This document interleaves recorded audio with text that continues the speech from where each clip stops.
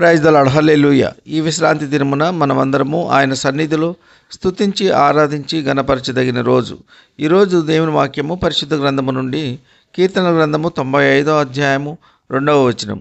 కృతజ్ఞతాస్తుతులతో ఆయన సన్నిధికి వచ్చేదము, కీర్తనలు పాడుచు ఆయన పేరట సంతోషగానము చేయదము. ఆమెన్, హల్లెలూయా.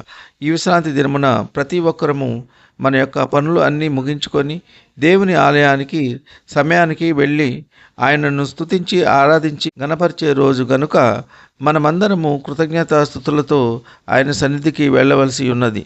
దేవుడు మన పట్ల చేసిన కార్యములను బట్టి ఆయనకు కృతజ్ఞతాస్తుతులు చెల్లించాలి. దేవుడు మన పట్ల జరిగించిన అనేకమైన మేలులను బట్టి ఆయనకు కృతజ్ఞతాస్తుతులు చెల్లించాలి. మానవుడిగా మనలను సృజించినందుకు కృతజ్ఞతాస్తుతులు చెల్లించాలి.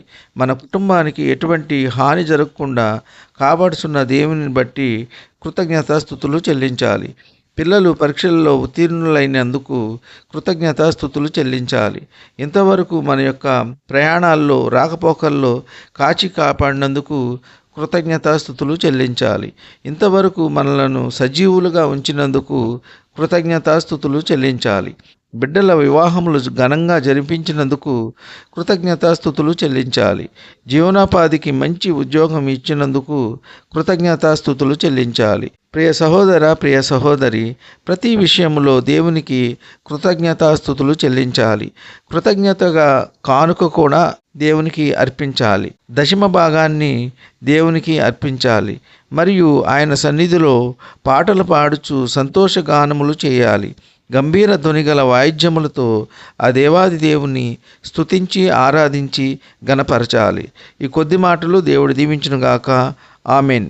దేవునికి స్తోత్రము గానము చేయుటయే మంచిది, మనమందరము స్తుతి గానము చేయుటయే మంచిది.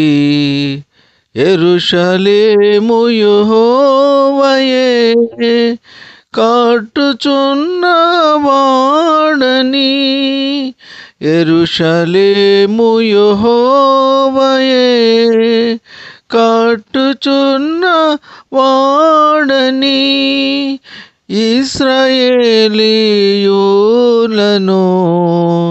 పోగు చేయువాడని, ఇశ్రాయేలీయులను పోగు చేయువాడని. దేవునికి స్తోత్రము గానము చేయుటయే మంచిది, మనమందరము స్తుతి గానము చేయుటయే మంచిది.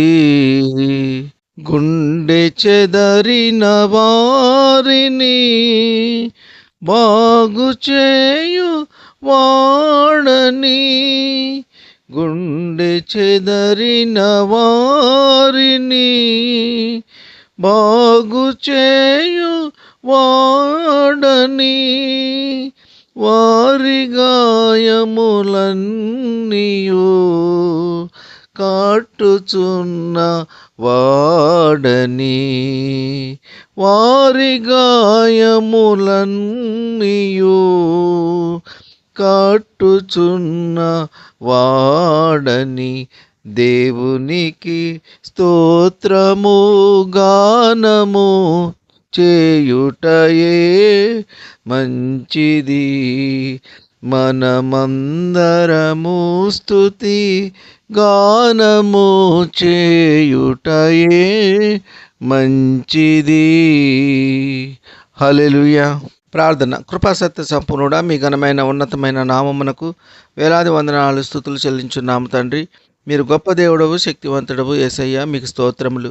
ఈ విశ్రాంతి దినమున మేమంతా మీ యొక్క సన్నిధిలో గడుపుటకు ఇచ్చిన ధన్యతను బట్టి మీకు స్తోత్రములు. మీ ఆలయంలో ఒక దినము గడుపుట 1000 దినముల కన్నా శ్రేష్టమని వాక్యము ద్వారా సెలవిచ్చి ఉన్నందుకు మీకు స్తోత్రములు. మీ ప్రియ బిడ్డలు ఆలయానికి వెళ్ళి చూడగా రాకపోకల్లో క్షేమాన్ని దయచేయండి. ఆలయానికి వెళ్ళి ఇంటికి తిరిగి వచ్చే వరకు మీ యొక్క కృప కాపుదల దయచేయండి.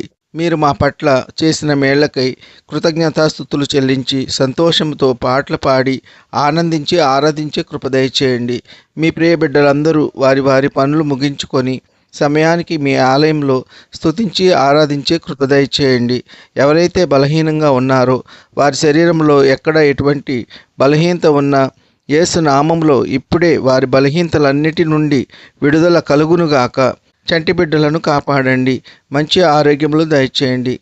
గర్భఫలం లేని వారికి గర్భఫలము దయచేయండి. కుంటివారిని, గుడ్డివారిని, చెవిటివారిని, మోగవారిని కాపాడండి. వారికి కావలసిన సాటి అయిన సహకారులను నియమించండి. వారు ఆశించినది పొందుకునేలా మీ కృప ఉంచండి. మంత్రులను, ముఖ్యమంత్రులను, ప్రధానమంత్రులను కాపాడండి. రాజకీయ నాయకులను కాపాడండి. అధికారులను కాపాడండి. దేశాన్ని శాంతి సమాధానంగా పరిపాలించే కృప దయచేయండి. దైవ సేవకులను, వారి కుటుంబాలను కాపాడండి. వారు చేయుచున్న సేవ నూరంతలుగా ఫలించి అభివృద్ధి చెందులాగున మీ కృప ఉంచండి. మీ నామమునకు మహిమకరంగా ఉండులాగున మీ కృప ఉంచండి. ఈ కొద్ది మనవులు ప్రభు అయిన యేసుక్రీస్తు పేర వేడుకొంచున్నాము తండ్రి. ఆమెన్. విన్న వాక్యము దీవెనకరంగా ఉన్నట్లయితే లైక్ చేయండి, షేర్ చేయండి, సబ్స్క్రైబ్ చేసుకోండి. మీ సహోదరుడు Kola Daniel. God bless you.